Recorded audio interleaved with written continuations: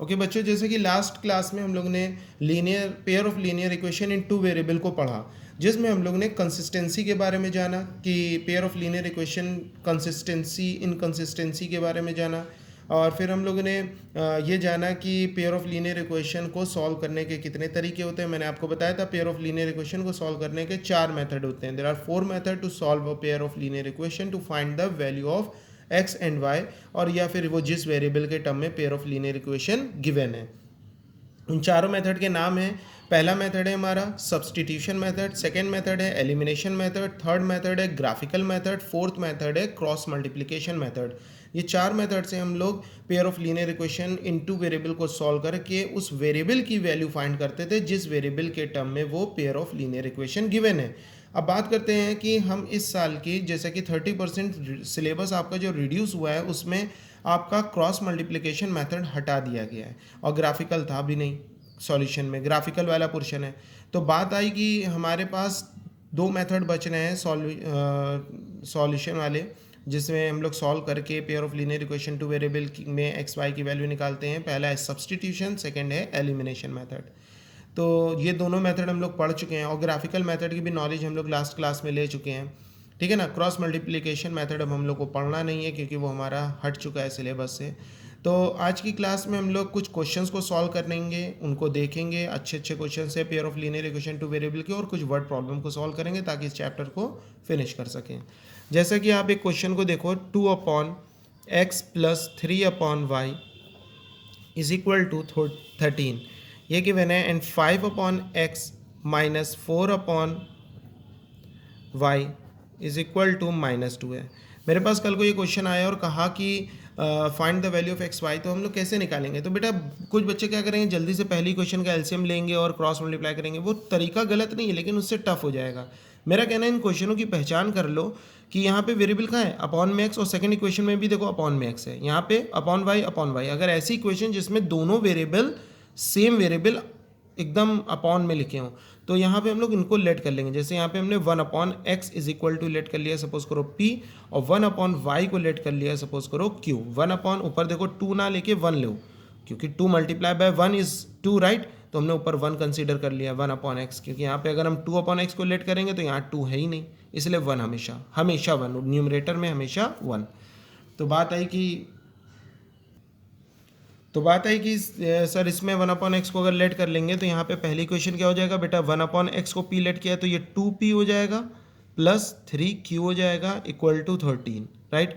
और ये 5/x, 1/x को p लेट किया तो ये 5p हो जाएगा, और माइनस का 4, 1/y को आपने q लेट किया तो 4q इज इक्वल टू कितना हो जाएगा, -2। अब बात आई कि सर इसमें मेथड तो नहीं लिखा था, कौन सा मेथड हम लोग को यूज़ करना है। तो आप किसी भी मेथड से इसको सॉल्व कर लेते हैं। जैसे हमने एलिमिनेशन से सॉल्व किया, तो एलिमिनेशन में बताया था चाहे p को कैंसिल करो चाहे q को कैंसिल करो, जो आपको आसान लगे।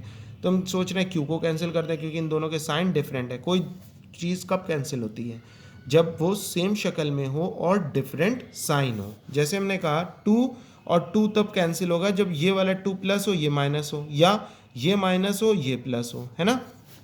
उसी तरह से यहाँ पे सर हम q को कैंसिल करते हैं। मैंने बताया था अगर q को कैंसिल कर रहे हैं तो इस q का जो कॉफिशिएंट है 4, साइन के साथ नहीं देखेंगे, इस q का कॉफिशिएंट है 4, वो ऊपर वाली इक्वेशन में मल्टीप्लाई, और इस q का कॉफिशिएंट है 3, उसको नीचे मल्टीप्लाई।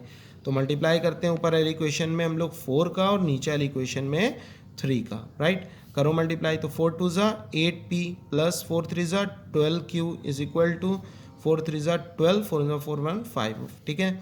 अब नीचे मल्टीप्लाई 3 का करेंगे, 5 3 ज़ा 15p minus 12q। Elimination method हमने आपको सिखाया था, अगर आप भूल गए हो तो मेरी प्रीवियस वीडियो को देखो और उसको फिर से रिवाइज करो, ठीक है। अब यहाँ पे q की सर शक्ल सेम हो गई है, साइन डिफरेंट है तो ये कट जाएगा सिंपली, है ना। अगर ना कटता, मान लो साइन भी सेम होते तो नीचे वाली इक्वेशन के साइन को चेंज करते, ठीक है ना। अगर आप भूल गए हो तो मेरा कहना है पहले एलिमिनेशन मेथड की वाली क्लास को अटेंड करो, ठीक है ना। 4th लेक्चर है हमारा। चलिए, अब ये भी प्लस है ये भी प्लस है तो प्लस प्लस प्लस हो जाता है, ठीक है ना। इन लोग को ऐड करेंगे हम लोग, कितना हो जाएगा, 8 5 13 और 2 23p इज इक्वल टू, इन दोनों को प्लस माइनस माइनस होता है तो हम लोग को माइनस करेंगे, कितना हो जाएगा, 12 में 6 जाएगा, 6 बचेगा, एंड 46 हो जाएगा। p इज इक्वल टू 46/23, 23 1 ज़ा 23 2 ज़ा, तो p की वैल्यू कितनी आई 2 आ गई, राइट। फिर हमने बताया था जब p की वैल्यू निकाल लेंगे उठा के किसी एक इक्वेशन में पुट कर देंगे ताकि हमें q की वैल्यू आ जाए। चलो इक्वेशन नंबर 1 में पुट कर देते हैं। इसका नाम भी बेटा लिख लेना, लाइक इसका नाम आपने लिख लिया इक्वेशन नंबर 1, इसका नाम इक्वेशन नंबर 2, ठीक है ना। इस वाली इक्वेशन का नाम आपने लिखा इक्वेशन नंबर 3, इस वाली इक्वेशन का नाम आपने लिखा equation number 4, right. Put the value of p in equation number 3 और 4, क्योंकि यहीं पे तो p और q दिख रहे हैं हमें, यहाँ थोड़ी ना पुट कर देंगे, यहाँ तो x y है। पुट करते हैं इक्वेशन नंबर 1 में, तो हो जाएगा 2p + 3q = 13 में p की जगह 2 पुट करते हैं, तो 2 × 2 + 3q = 13, 2 2 = 4 + 3q, राइट, = 13। ये हो जाएगा 3q = 13 - 4, राइट। ये हो जाएगा 3q, 13 में अगर हम लोग 4 माइनस करेंगे तो 9 बचेगा, एंड q = 9/3 विच मीन 3। तो q की वैल्यू में 3 आ गई। हमें सर pq नहीं निकाला, हमें तो xy निकालना था। तो जहां आपने लेट किया उसके पास जाओ, आपने लेट क्या करा, 1/x को p माना, p की वैल्यू में मालूम हो गई है, तो हम यहाँ p की वैल्यू पुट कर देंगे। देखो यहाँ पे 1/x = p की वैल्यू कितनी है 2, तो यहाँ 2 रखेंगे, तो x क्रॉस मल्टीप्लाई में 1/2, x की वैल्यू कितनी आ गई 1/2, राइट। उसी तरह से 1/y किसके बराबर है, q के बराबर, तो 1/y = q, और q की वैल्यू बेटा हमें मालूम है कितनी है 3, तो हम यहाँ 3 पुट करेंगे तो y = कितना हो जाएगा 1/3। हमें एक्स वाई निकालना था, यहाँ पे हमारे पास एक्स वाई की वैल्यू निकल आई है। Okay, understand. तो ये करना है हम लोगों को। तो बेटा ये हम लोगों को करना था। अगर इस टाइप के कल को क्वेश्चन हम लोगों को मिलते हैं 2/x + 3/y = 13 and 5/x - 4/y = -2, तो हम लोग 1/x को p एंड q लेट करके सॉल्व करेंगे। हम आपको इस टाइप के क्वेश्चन दिखा देते हैं यहाँ पे। ये देखिए हम लोग की एनसीईआरटी की बुक, और मैं आपको यहाँ के क्वेश्चन इस टाइप के दिखा देता हूँ। ये देखो इस एक्सरसाइज में 1/2x 1/3y = 2। सेकेंड इक्वेशन में भी देखो 1/3x + 1/2y, तो लेट किसको करेंगे 1/x को, क्योंकि 1/2x है तो यहाँ पे 1/2x नहीं है, यहाँ 1/x कॉमन है, जो कॉमन होगा वो 1/x लेट करोगे p, तो ये भी p, ये कितना हो जाएगा p अपॉन में 2 है, 2 थोड़ी ना ऊपर चला जाएगा, 1/x को p लेट किया ना, तो p/2, यहाँ p/3 प्लस अगर 1/y को q लेट करेंगे तो q/3 q/2। वेरिएबल अपॉन में हो तो लेट करना, नंबर अपॉन में हो तो एलसीएम लेना। कल को अगर क्वेश्चन ऐसा आता है, मेरा कहना है देख लो आप लोग आराम से, जैसे कल को x/2 + y/3 = 7 and x/5 + y/7 = 8 आता है, तो सिर्फ इसका एक ही ऑप्शन है, एलसीएम लो, क्रॉस मल्टीप्लाई करो। लेकिन अगर वेरिएबल अपॉन में है तो लेट करो। समझ में मेरी बात आ गई होगी, ठीक है ना। यहाँ पे देखो क्वेश्चन बहुत सारे ऐसे ही हैं, जैसे 2/√x + 3/√y = 2, 4/√x - 9/√y = -1। Variable upon में है और तो दोनों इक्वेशन के पास देखो वही वेरिएबल होना चाहिए जो फर्स्ट इक्वेशन के पास है। तो फर्स्ट के पास 1/√x, इसके पास भी 1/√x, तो इसका मतलब 1/√x को अगर हम p लेट कर लेंगे तो ये 2p हो जाएगा, 1/√y को q लेट कर लेंगे तो ये 3q हो जाएगा, तो 2p + 3q = 2, 4p - 9q = -1, right. यहाँ पे देखो इस वाली इक्वेशन में 5/x - 1, सेकेंड इक्वेशन में भी अपॉन में x - 1 है, देखो है ना, 6 अपॉन के साथ है, तो 1/x - 1 को हम लेट करेंगे p, तो ये जाएगा 5p और ये जाएगा 6p। 1/y - 2, यहाँ पे भी 1/y - 2, y - 2, 1/y - 2 को अगर हम q लेट करेंगे तो क्या हो जाएगा p × 1 यानी p, और ये माइनस का 3q है ना, ये कितना हो जाएगा, ये q हो जाएगा, और ये कितना हो जाएगा 3q हो जाएगा, माइनस तो लगा हुआ है। इस तरह के बेटा यहाँ पे हमें एक्सरसाइज 3.6 में क्वेश्चन देखने को मिल रहे हैं बहुत सारे, जिसको हम लोग इजीली सॉल्व कर पाएंगे, है ना। तो हम लोगों को यही प्रैक्टिस करनी है अपने आगे आने वाली एक्सरसाइजेज में, कि हम लोगों के पास जो वेरिएबल होंगे वो इस बार कहाँ होंगे, डिनोमिनेटर में होंगे, और जब वेरिएबल डिनोमिनेटर में आएंगे तो हम लोग उनको लेट करेंगे किस तरह से, जैसा कि मैंने अभी आपको बताया है। ये 3.6 exercise board point of view से बहुत इंपॉर्टेंट है। अगर इस चैप्टर से बोर्ड में जो क्वेश्चन बनता है वो ज़्यादातर इस टाइप के क्वेश्चन में आता है। जब भी आपके पास एक्स वाई की वैल्यू निकालने के ऊपर क्वेश्चन आया बोर्ड में तो ज़्यादातर इस तरह का आता है, ठीक है ना। अगर हम लास्ट ईयर की बात करें, जब हमारा क्रॉस मल्टीप्लिकेशन मेथड था सिलेबस में, तब क्रॉस मल्टीप्लिकेशन के भी क्वेश्चन आने के बहुत चांसेस थे, लेकिन इस साल तो हटा दिया गया है। तो इस साल मैं श्योर हूँ कि ज़्यादा श्योर हूँ कि ये वाले टाइप के क्वेश्चन आएंगे। एक आध इस टाइप का क्वेश्चन, जैसे सेकंड मोस्ट इंपॉर्टेंट क्वेश्चन है, आप देख लो, बहुत इंपॉर्टेंट क्वेश्चन है सेकंड वाला, ठीक है ना। तो ये वाले क्वेश्चन आप करके मुझे दिखाओगे, आपका होमवर्क है। जो वीडियो बच्चे देख रहे हैं वही होमवर्क कंप्लीट कर पाएंगे और मैं पूछूंगा ग्रुप में, ठीक है ना। एक फोर्थ वाला आप करोगे, ये आपका होमवर्क है, राइट। तो समझ में आ रहा होगा कि दोनों इक्वेशन के पास वही वेरिएबल फॉर्म होनी चाहिए जो इसके पास है। जैसे यहाँ पे 1/x-1, यहाँ भी x-1 है, तो 1/x-1 p हो जाएगा, यहाँ भी y-2 अपॉन में, यहाँ भी y-2 अपॉन में, तो 1/y-2 q हो जाएगा, राइट। यहाँ पे अगर देखें तो वेरिएबल x अपॉन में y तो नहीं है, तो सिर्फ 1/x को हम p लेट करेंगे, y को तो लेट करने की जरूरत नहीं, y तो ऊपर लिखा हुआ है। तो आपको समझ में आ रहा होगा जो अपॉन में वेरिएबल होगा वो लेट होगा, राइट। तो अब मैं आपको कुछ क्वेश्चन दिखा देता हूँ जिसको हम लोग सॉल्व करते हैं। जैसे कि वर्ड प्रॉब्लम के हैं क्वेश्चन, बड़े बच्चों को दिक्कत करते हैं। आज से वर्ड प्रॉब्लम भी स्टार्ट कर रहा हूँ मैं। देखो इधर, जैसे यहाँ पे लिखा है, बहुत अच्छे से देखना वर्ड प्रॉब्लम के क्वेश्चंस को, ठीक है ना, ताकि हम इस चैप्टर को फिनिश करें। A part of monthly hostel charge is fixed and the remaining depend on the number of days one has taken food in the mess. क्या मतलब हुआ? देखो कहा गया है कि मंथली हॉस्टल चार्ज क्या है, फिक्स है। किसी भी, मान लो किसी होटल को, कल को तुम गए किसी होटल में गए, वहाँ पे उन्होंने बता दिया कि भैया मेरा 10,000 रुपीज़ चार्ज है, यानी कि अगर आप यहाँ पे रुकोगे, स्टे करोगे, तो मैं 10,000 रुपीज़ आपसे लूँगा ही लूँगा, उसमें कुछ भी कम हम नहीं करेंगे, ठीक है ना।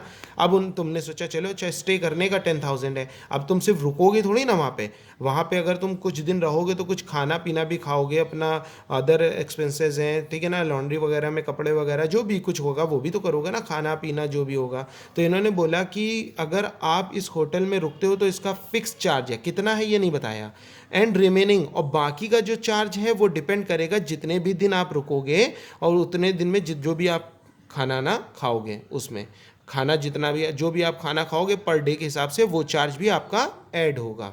सपोज करो फॉर एग्जांपल, मैंने कहा किसी होटल में कल को तुम गए, ठीक है ना, होटल में गए तो तुमने उनसे रेट पूछा तो उन्होंने बताया 10,000 रुपीज़ हमारे होटल का चार्ज है। चलो 10,000 एक बिग वैल्यू हो रही है, हम छोटा करे दे रहे हैं। 100 रुपीज़ उन्होंने कहा मेरा फिक्स चार्ज, अगर आप रुकोगे तो 100 रुपीज़ आपको पे करने होंगे, और पर डे के फूड के आपको 10 रुपीज़ देने होंगे पर डे के, जितने दिन भी आप रुको। अब मान लो तुम उस होटल में 10 दिन रुकते हो, तो कितने रुपए तुम्हें उस होटल वाले को देने पड़ेंगे? 100 रुपीज़ तो फिक्स थे, वो तो देना ही देना है। 10 डेज़ के 10 रुपीज़ पर डे फूड के जो चार्ज होते हैं वो कितने होंगे? एक दिन का 10 रुपये, तो 10 दिन का 100 रुपीज़, यानी फूड के भी 100 रुपीज़ दोगे, और फिक्स प्राइस 100 रुपीज़ था ही, तो 100 + 100 200, यानी उसको कितने रुपए दोगे? 200 रुपीज़ दोगे 10 दिन में, है ना। जब 10 दिन बाद तुम वहाँ से बाहर निकलोगे, मतलब उस होटल को छोड़ोगे, तो तुम्हें 200 रुपीज़ उसे पे करने होंगे, राइट। तो यहाँ पे वही कह रहा है। अब इन्होंने फिक्स चार्ज नहीं बताया, पर डे का जो फूड का चार्ज है वो नहीं बताया। आगे पढ़ते हैं। उन्होंने कहा व्हेन अ स्टूडेंट ए नाम का एक बच्चा है जो टेक फूड फॉर 20 डेज, 20 दिन तक वहाँ खाना खाता है, और वो she has to pay 1,000 as hostel charge, whereas a student B, एक बी नाम का बच्चा है, who take food for 26 days, मतलब उसी होटल में एक ए नाम का बच्चा है जो 20 दिन रुकता है, और टोटल उस हॉस्टल को कितना चार्ज देता है? 1,000 रुपये देता है, 1,000 रुपीज़ देता है, जिसमें 1,000 रुपीज़ में क्या क्या है बेटा? फिक्स चार्ज जो होटल का है ना, स्टे करने का, और खाने का चार्ज, 20 दिन के खाने का चार्ज भी इसमें ऐड है। आगे पढ़ते हैं। बी नाम का जो स्टूडेंट है वो 26 डेज रहता है और 1180 रुपीज़ उस हॉस्टल को पे करता है एज अ हॉस्टल चार्ज। उस 1180 रुपीज़ में क्या क्या है? उस होटल का फिक्स चार्ज है, और 26 जो वो रहा, उस 26 का जो खाने का चार्ज है वो भी इसमें ऐड है। ओवरऑल वो पे करके निकला ना बाहर। तो इन्होंने पूछा find the fix charge and the cost of food per day. तो यहाँ पे हम लोग क्या करेंगे, आप समझ पा रहे होगे क्वेश्चन को। Let the fixed charge of hotel be ₹X, है ना। होटल का फिक्स चार्ज हमने मान लिया X रुपये फिक्स्ड है, ठीक है ना, and cost of food per day ₹Y, यानी कि एक दिन का फूड का जो चार्ज है वो Y रुपीज़ है। अच्छे से समझ में आ रहा होगा मैं क्या कह रहा हूँ। अब फिर से अब वापस आते हैं ए स्टूडेंट पे। कौन से स्टूडेंट पे? ए नाम का जो स्टूडेंट था, ए स्टूडेंट बेटा वहाँ पे कितने दिन रुका, 20 दिन, तो उसने कितना पे किया, 1000 रुपीज़। तो बेटा एक बात बताओ, ए स्टूडेंट सबसे पहले एक्स रुपीज़ तो देगा ही देगा, राइट, वो फिक्स है क्योंकि फिक्स चार्ज कितना है, एक्स रुपये। अब वो 20 डेज वहाँ पे रुका है, तो 20 डेज का वाई रुपये पर डे के हिसाब से फूड जो चार्ज है वो 20 डेज का 20 वाई रुपीज़ बनाना, और इन दोनों का एडिशन टोटल चार्ज हुआ जो वो ए नाम का स्टूडेंट उस होटल को पे करेगा। उसने कितने रुपए पे किए, 1000 रुपीज़। तो क्या ये 1000 के बराबर नहीं होगा, खत्म, इक्वेशन नंबर 1 बन गई। इसी तरह से बी नाम का जो स्टूडेंट है, स्टूडेंट ए हैज़ टू पे इतने रुपीज़, राइट। स्टूडेंट ए के बाद अब कौन आएगा, स्टूडेंट बी। अच्छा फिर वही बात, बी जो नाम का स्टूडेंट है वो होटल का चार्ज कितना पे कर रहा है, वही फिक्स चार्ज जो भैया होटल का जो चार्ज फिक्स है। अब होटल ने एक्स रुपये फिक्स किया, चाहे ए आए चाहे बी आए चाहे सी नाम का स्टूडेंट आए, वो तो एक्स रुपये फिक्स देगा ही देगा, और वाई रुपये पर डे के हिसाब से खाने का चार्ज देगा। अब बी नाम का जो स्टूडेंट है वो कितने दिन रुका है बेटा, तो बी नाम का स्टूडेंट वहाँ पे 26 डेज स्टे करता है, तो यहाँ पे बात आई कि एक्स रुपये तो वो देगा ही देगा, प्लस 26 इंटू वाई, यानी पर डे वाई रुपये का फूड चार्ज पे कर रहा है, तो 26 का 26 वाई पे करेगा, तो इनका एडिशन वो ओवरऑल कितना पे कर रहा था, 1180 रुपीज़। ये क्वेश्चन नंबर 2 हो गई, ठीक है ना। अब क्या करना है, हमें फिक्स चार्ज बताना है और पर डे का चार्ज बताना है, यानी एक्स और वाई की वैल्यू निकालना है, क्योंकि एक्स की वैल्यू हमारी फिक्स चार्ज है, वाई की वैल्यू हमारी पर डे चार्ज है। अब क्या करेंगे हम लोग सिंपली इन दोनों इक्वेशन को उठा के सॉल्व करेंगे और हम लोग एक्स वाई की वैल्यू निकालेंगे। एंड इन दोनों की इक्वेशन जो एक्स वाई के टर्म में वेरिएबल के फॉर्म में, इन दोनों को एलिमिनेशन मेथड से सॉल्व कर लेना, ठीक है ना। यानी कि सबसे पहले solve equation x plus 20y is equal to 1000, है ना, and x plus 26y is equal to 1180। सबसे पहले हम सोचते हैं कोई वेरिएबल कैंसिल हो जाए, तो जो भी वेरिएबल कैंसिल करना उसकी शक्ल सेम हो, साइन डिफरेंट हो। यहाँ सर x की शक्ल तो सेम है, साइन डिफरेंट नहीं है, तो साइन डिफरेंट कर लेंगे, है ना। x कैंसिल करना ज़्यादा आसान है कंपेयर टू y। तो हम देख रहे हैं नीचे वाली इक्वेशन के साइन चेंज करते हैं, इसका प्लस है माइनस हो जाएगा, प्लस है माइनस हो जाएगा, इसका साइन प्लस है माइनस हो जाएगा, ये कैंसिल हो गया। प्लस माइनस माइनस माइनस करेंगे 6y आएगा, इनको माइनस करेंगे तो कितना हो जाएगा 081, राइट, माइनस का वो भी, ठीक है। और ये भी 20, ये भी माइनस का आएगा ना, क्योंकि 26 का साइन बड़ा था ना, 26 में 20 माइनस करेंगे माइनस का 6 आएगा, 1180 में 1000 माइनस करेंगे तो माइनस का 180 आएगा। y is equal to minus का 180 डिवाइडेड बाय माइनस का 6, माइनस कैंसिल 30, तो y की वैल्यू कितनी आ गई 30, यानी वो फूड चार्ज कितना है 30 रुपीज़ का पर डे के हिसाब से वो फूड का चार्ज दे रहा है। अब y की वैल्यू किसी एक इक्वेशन में पुट करके हम लोग x की वैल्यू निकाल लेंगे, वो x की वैल्यू क्या होगी, होटल का फिक्स चार्ज। आई थिंक समझ में आ गया होगा कि वर्ड प्रॉब्लम किस तरह से करना है। हम लोग को बस वर्ड प्रॉब्लम को पकड़ना है और उसकी इक्वेशन को हम लोगों को इक्वेशन के फॉर्म में कन्वर्ट करना है। जैसे यहाँ पे देखो सेकंड जो पॉइंट है इसका, a fraction become 1/3 when 1 is subtracted from numerator and it become 1/4 when 8 is added to its denominator, find the fraction. इन्होंने क्या किया है, एक फ्रैक्शन बिकम मतलब बन जाता है 1/3 हो जाता है, एक फ्रैक्शन 1/3 बन जाता है जब 1 सब्ट्रैक्ट करते हैं फ्रॉम न्यूमरेटर से 1 सब्ट्रैक्ट करते हैं, यानी डिनोमिनेटर में कोई चेंज नहीं करेंगे। तो इस केस में हम क्या करेंगे, let the numerator be x and denominator be y। मुझे न्यूमरेटर में 1 सब्ट्रैक्ट करना है, तो न्यूमरेटर यानी x minus 1, denominator no change, तो x minus 1 upon y is equal to 1/3। And कह रहा है it become 1/4 when 8 is added to denominator. इस बार न्यूमरेटर में कुछ नहीं किया, तो x upon y plus 8 is equal to 1/4। I think समझ में आ रहा होगा, ना समझ में आए तो एक बार आप सॉल्व करना, नहीं आए तो मुझे क्वेश्चन आप क्वेरी तो करोगे ही, है ना। आफ्टर क्लास जब आप अटेंड कर लोगे, जो भी क्वेश्चन नहीं समझ में आएंगे आप मुझको मैसेज करना, सेंड करना ग्रुप पे, ठीक है ना, या नीचे कमेंट सेक्शन में मुझे मैसेज करना, मैं इसका रिप्लाई करूँगा, ठीक है। जैसे यहाँ पे Yash score 40 marks in test, getting 3 marks for each right answer and losing 1 marks for each wrong answer. ये तो बड़ा इजी है, 40 मार्क्स उसे टोटल मिल गए, ठीक है ना, जिसमें 3 मार्क्स उसके राइट आंसर पे उसे मिले, हर एक राइट आंसर पे, और 1 मार्क्स उसके रॉन्ग आंसर पे काटे गए हैं, और उसे टोटल 40 मार्क्स अलॉट किए गए। कह रहा है had 4 marks been awarded for each correct answer and 2 marks been deducted for each incorrect answer. अगर उसको 4 मार्क्स हर सही नंबर पे दिए जाते और 2 मार्क्स हर गलत नंबर पे काटे जाते तो यश को 50 मार्क्स स्कोर कर पाता। तो how many question were there in the test, right. तो हमने सोचा कि उसको टोटल नंबर ऑफ क्वेश्चन है ना, तो let x questions right answers, right, जो मतलब उसने सही किए वो टोटल नंबर ऑफ क्वेश्चंस कितने हैं, एक्स हैं, और उसने जो गलत किए the wrong questions total number of wrong question भी वाई। तो एक्स एंड वाई के पर्पज से हम सॉल्व करेंगे तो हम लोग के पास टोटल क्वेश्चन पता चल जाएंगे। आप लोग इसको ट्राई करेंगे वर्ड प्रॉब्लम को, ये आपका होमवर्क है। वर्ड प्रॉब्लम के क्वेश्चंस को आप पढ़िए, समझिए। अभी मैंने आपको एक क्वेश्चन समझाया, ठीक है ना। आप लोगों को क्या क्या करना है, 3.5 एक्सरसाइज के क्वेश्चंस क्रॉस मल्टीप्लिकेशन मेथड से हैं, लेकिन अब मैंने अभी आपको बताया कि क्रॉस मल्टीप्लिकेशन हटा दिया गया है, तो आप 3.5 एक्सरसाइज को एलिमिनेशन और सब्स्टिट्यूशन से ही प्रैक्टिस करेंगे। सब्स्टिट्यूशन मेथड और एलिमिनेशन मेथड अच्छे से आना चाहिए और ग्राफिकल मेथड भी आपको आना चाहिए, राइट। तो अब आपका ये वाला टॉपिक हो जाएगा 3.5। इसके बाद 3.6 एक्सरसाइज में भी हमारे पास बोर्ड से रिलेटेड क्वेश्चन है, ये इसके बाद वाली क्लास में हम आपको बताएंगे। देखिए 3.6 के मैंने ये वाले टाइप के भी क्वेश्चन आपको डिस्कस किए, ये वाले टाइप के क्वेश्चन करेंगे जिसमें मैंने इंपॉर्टेंट लगाया, ये आपको करके दिखाना है। नीचे वर्ड प्रॉब्लम दी गई हैं। कल के टर्न पे मतलब अगले टर्न पे मैं आपको इस वाली एक्सरसाइज पे अप स्ट्रीम डाउन स्ट्रीम यानी बोर्ड वाले क्वेश्चन बताऊंगा। आज वर्ड प्रॉब्लम मैंने जो बताया वो बेसिक वर्ड प्रॉब्लम्स बताई। देखो एक बात समझो कि बोर्ड में वर्ड प्रॉब्लम 3-4 टाइप्स के क्वेश्चंस ऐसे होते हैं जो बार बार पूछे जाते हैं, यानी हर बार आपको उस पर अगर प्रैक्टिस कर लिया तो याद रखना वर्ड प्रॉब्लम चाहे जैसी आए आप कर लोगे।